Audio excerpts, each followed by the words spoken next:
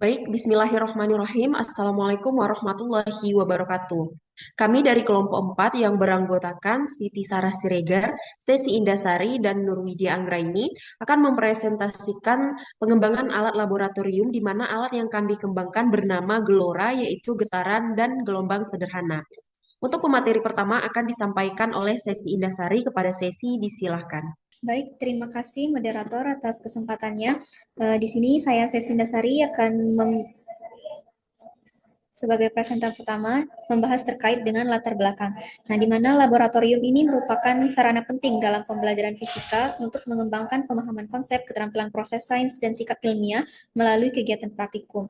Nah, di mana berdasarkan observasi awal kami ditemukan permasalahan di sekolah di MAN 3 Solok itu menunjukkan bahwa laboratorium belum dimanfaatkan secara optimal karena masih digunakan sebagai ruang kelas dan tidak ada ruang laboratorium khusus fisika, di mana di situ masih sebagai laboratorium IPA, gabungan antara fisika, biologi, dan kimia.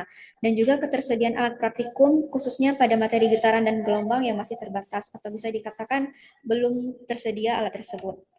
Nah, maka dari permasalahan tersebut, dikembangkanlah sebuah solusi, yaitu alat praktikum berupa gelora, getaran, dan gelombang sederhana, yang mengintegrasikan percobaan bandul sederhana dan gelombang transversal yang dilengkapi dengan LKPD berbasis problem-based learning. Nah, kemudian ada pun rumusan masalah pada laporan kali ini, yaitu yang pertama, bagaimana kondisi laboratorium fisika di Mantiga Solok ini sebagai dasar pengembangan alat praktikum dan juga LKPD pada materi getaran dan gelombang. Kemudian yang kedua, bagaimana proses pengembangan alat praktikum gelora ini dan juga LKPD yang berbasis problem-based learning pada materi getaran dan gelombang. Kemudian yang ketiga, bagaimana tingkat validitas dari alat praktikum gelora dan juga LKPD yang berbasis problem-based learning berdasarkan penilaian validator ahli. Dan yang keempat, bagaimana tingkat dari praktikalitas alat praktikum gelora dan juga LKPD. Nah, kemudian ada pun tujuan dalam percobaan kali ini, yaitu yang pertama, mendeskripsikan kondisi laboratorium fisika di Mantiga Solok sebagai dasar dalam pengembangan alat praktikum dan juga LKPD pada materi getaran dan gelombang. Kemudian yang kedua, mengembangkan alat praktikum gelora atau getaran gelombang ini beserta LKPD pada materi getaran dan gelombang untuk siswa kelas 11 SMA. Kemudian yang ketiga, yaitu untuk menentukan tingkat validitas pada alat gelora dan juga LKPD. Dan yang keempat itu untuk menentukan tingkat praktikalitas dari alat praktikum gelora dan juga LKPD yang berbasis problem-based learning. Nah, kemudian bab 2 terkait dengan kajian teori, di mana pada bab 2 ini teori-teori yang kami bahas, yaitu ada terkait dengan pengertian dan juga fungsi laboratorium yang dapat dilihat pada slide selanjutnya. Di mana tempat pelaksanaan praktikum, eksperimen, penelitian, dan pengamatan ilmiah, kemudian menghubungkan teori dengan praktik, dan juga tujuannya mengembangkan keterampilan proses sains, mendukung pembelajaran fisika, dan juga berfungsi sebagai sarana pembelajaran. Kemudian ada pun komponen dari manajemen laboratorium, di sini ada tahap perencanaan, administrasi, penataan, pengamanan, perawatan, dan juga pengawasan, yang dimana masing-masing pengertiannya bisa kita lihat pada slide. Kemudian ini ada karakteristik dari laboratorium ideal, di mana efektif dan efisien, kemudian aman, peralatannya lengkap, kemudian ada administrasi dan inventarisnya tertata dengan baik, memiliki desain ruang yang sesuai standar, dan juga organisasi laboratoriumnya berjalan dengan jelas. Nah, kemudian ini ada manajemen dan keselamatan kerja laboratorium yang perlu diperhatikan, mematuhi tata tertib, menggunakan alat pelindung, mengoperasikan alat sesuai prosedur, kemudian tersedianya APAR, dan juga pengawasan dilakukan oleh kepala laboratorium ataupun laboran serta guru fisika. Nah, ini merupakan kondisi labor fisika di Matiga Solok, dapat kita lihat pada gambar, di mana belum tertata dengan sesuai standar dan juga masih ada beberapa alat yang kurang, khususnya pada materi getaran dan gelombang ini. Nah, ini merupakan kisi-kisi dari ini merupakan komponen dari LKPD yang akan dikembangkan, di mana memuat ada cover, petunjuk penggunaan, identitas pembelajaran, capaian pembelajaran, tujuan pembelajaran, kegiatan pembelajaran yang berbasis PBL, kemudian permasalahan kontekstualnya, kegiatan praktikum, kemudian lembar pengamatan, pertanyaan penyelidikan, penyajian hasil, dan juga refleksi pembelajaran, serta menarik kesimpulan. Nah, itu merupakan komponen-komponen isi dari LKPD yang akan dikembangkan. Kemudian ini adalah alat yang akan dikembangkan, di mana untuk komponen alatnya, di mana produknya adalah Gelora, kemudian fungsinya digunakan sebagai media praktikum untuk mengamati hubungan panjang tali terhadap periode getaran, frekuensi, dan juga mengamati bentuk gelombang stasioner dan menentukan panjang gelombang, menghitung cepat rambat. kemudian ada materinya, bagian alat, prinsip kerja, konsep fisika, dan cara pengoperasiannya, serta keunggulan produknya. Nah, ini merupakan kriteria kualitas produk, kisi-kisi instrumen validitas LKPD dan juga alat sebelum dibentuknya sebuah instrumen. Dapat kita lihat sama-sama pada bagian slide, ada aspek penilaiannya dan juga indikatornya. Begitu juga dengan kisi-kisi dari angket praktikalitas LKPD dan juga alat yang sudah dibentuk dalam sebuah tabel, ada aspek praktikalitasnya, ada indikatornya. Ada praktikalitas untuk siswa dan juga ada praktikalitas untuk guru, baik itu LKPD ataupun alat yang akan dikembangkan. Mungkin hanya itu yang dapat saya sampaikan dan dikembalikan ke moderator. Baik, terima kasih. Materi selanjutnya akan disampaikan oleh Nurwidia Anggraini. Kepada Nurwidia, disilakan. Terima kasih kesempatannya moderator. Baik, di sini saya akan melanjutkan presentasi kami, di mana metode pengembangan. Metode pengembangan yang kami gunakan adalah jenis Research and Development atau R&D. R&D yang bertujuan untuk menghasilkan produk pembelajaran. Tempat pelaksanaannya adalah dilaksanakan di Mantiga Solo, dengan subjek penelitiannya adalah guru, fisika, dan siswa. Kemudian prosedur pengembangan dimulai dari analisis kebutuhan, kemudian rancangan produk, kemudian proses pembuatan produk, kemudian produk yang telah dihasilkan divalidasi oleh ahli, kemudian dilakukan revisi terhadap produk, kemudian pada tahap terakhir masuk kepada tahap penilaian dan uji coba produk. Teknik pengumpulan data berupa observasi, kemudian menggunakan wawancara, dokumentasi, angket validitas, dan angket praktikalitas. Instrumen pengembangan pada alat ini menggunakan lempar validasi LKPD dan alat pratikum, serta angket praktikalitas LKPD dan alat pratikum untuk guru dan siswa. Teknik analisis data pada data observasi hasil wawancara dan dokumentasi analisis secara deskriptif kualitatif. Data hasil validasi dan praktikalitas dianalisis secara deskriptif kualitatif menggunakan skor skala Likert dengan 4 tingkat. Skor yang diperoleh kemudian dihitung dalam presentasi menggunakan rumus yang terdapat pada pembahasannya. Selanjutnya, teknik analisis data dengan kriteria dari kriteria presentasi itu dapat kita lihat pada tabel dan juga ada kriteria praktikalitasnya.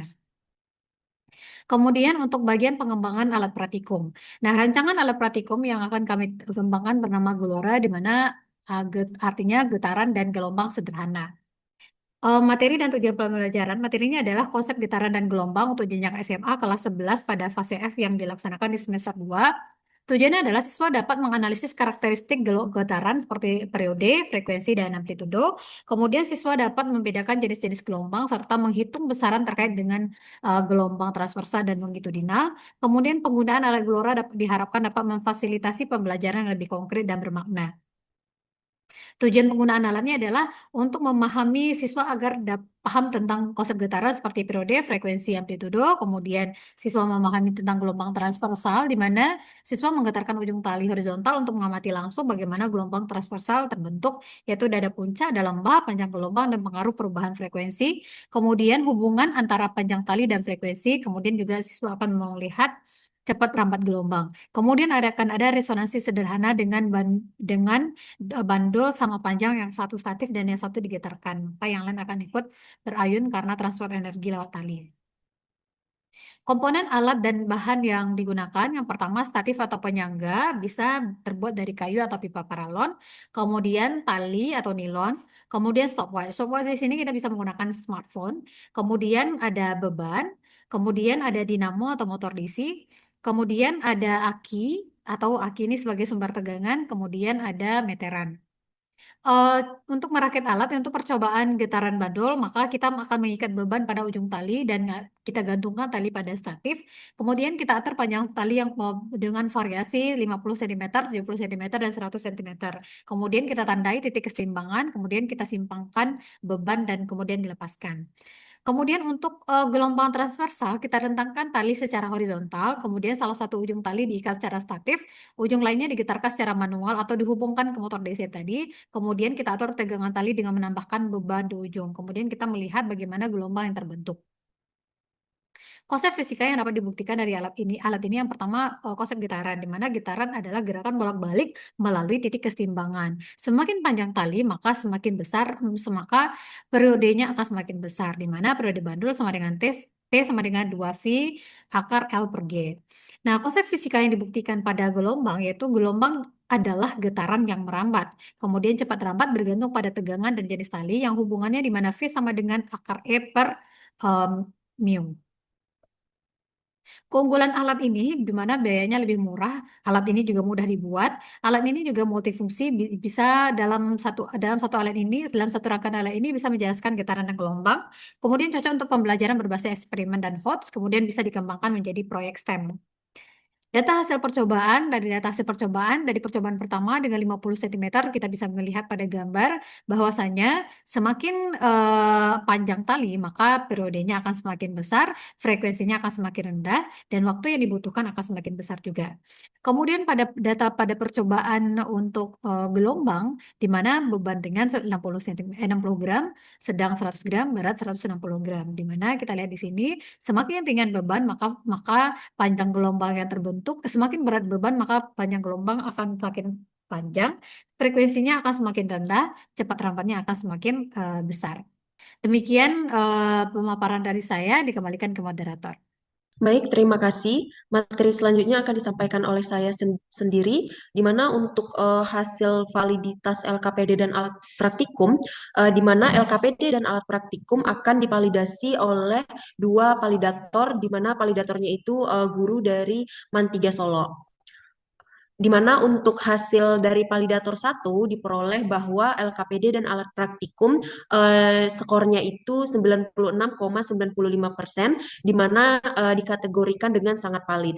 Kemudian hasil dari validator 2 di mana skornya itu 90,87%, di mana dikategorikan dengan sangat valid juga. Nah, setelah LKPD dan alat praktikum ini sudah dikatakan valid, maka akan dilaksanakan uji coba produk, yaitu uji coba alat praktikum dan LKPD yang telah dibuat. Uji coba produk alat praktikum dan LKPD ini dilaksanakan untuk mengetahui keterlaksanaan penggunaan LKPD berbasis problem based learning atau PBL dan alat praktikum GLORA, yaitu getaran dan gelombang sederhana dalam pembelajaran fisika pada materi getaran dan gelombang. Nah, uji coba ini diuji cobakan kepada 16 peserta didik kelas 11 fase F di Man 3 Solok yang telah mempelajari konsep getaran dan gelombang. Nah, pelaksanaan uji coba ini diawali dengan pengenalan alat praktikum, menjelaskan tujuan, prosedur keselamatan, dan langkah-langkah praktikum yang dilakukan. Nah, selanjutnya peserta didik dibagi ke dalam beberapa kelompok. Nah, kemudian pada kegiatan praktikum pertama, peserta didik melakukan percobaan getaran bandul sederhana, di mana peserta didik akan mengayunkan bandul dengan memvariasikan panjang tali. Nah, data yang diperoleh yaitu berupa waktu yang diperlukan untuk ayunan bandul tersebut, kemudian digunakan untuk menghitung periode dan frekuensi getaran. Nah, hasil dari uji coba ayunan bandul ini menunjukkan bahwa semakin panjang tali bandul, maka periode getaran semakin besar. Nah, pada praktikum kedua, peserta didik menggunakan alat GLORA atau getaran dan gelombang sederhana untuk mengamati gelombang stasioner pada tali. Nah, peserta didik mengatur frekuensi getaran yang dihasilkan yaitu pada motor DC, kemudian mengamati bentuk gelombang yang terbentuk. Nah, melalui kegiatan ini peserta didik dapat di mana melalui praktikum ini peserta didik dapat menentukan panjang gelombang, frekuensi, dan menghitung cepat rambat gelombang berdasarkan data hasil pengamatan. Nah, hasil percobaan menunjukkan bahwa panjang tali mempengaruhi periode dan frekuensi getaran bandul. Semakin panjang tali yang digunakan, maka waktu yang diperlukan untuk melakukan 10 kali ayunan atau getaran semakin besar. Nah, akibatnya periode juga semakin meningkat. Nah, pada percobaan gelombang juga diperoleh bahwa peningkatan tegangan tali menyebabkan panjang gelombang dan cepat rambat gelombang semakin besar. Nah, semakin besar panjang gelombang yang terbentuk, cepat rambat gelombang juga semakin besar. Perbedaan nilai frekuensi pada setiap tegangan menunjukkan bahwa perubahan tegangan mempengaruhi karakteristik gelombang yang dihasilkan pada tali. Nah, maka dari praktikum yang dilakukan menunjukkan bahwa tegangan tali berpengaruh terhadap panjang gelombang, frekuensi, dan cepat rambat gelombang. Nah, setelah tadi dilakukan uji coba produk, maka akan dilakukan uji praktikalitas LKPD dan alat praktikum. Nah, berikut adalah dokumentasi ketika melaksanakan uji coba produk alat praktikum Gelora. Nah, untuk hasil dari uji praktikalitas LKPD, di mana uji praktikalitas LKPD ini diberikan kepada 16 peserta didik di Mantiga Solo pada kelas 11 dengan diberikan 24 angket pertanyaan. Lembar praktikalitas akan diberikan 24 pertanyaan yang akan dijawab peserta didik, di mana dapat dihasilkan bahwa hasil dari uji praktikalitas yaitu 78,16% di mana dikategorikan praktis.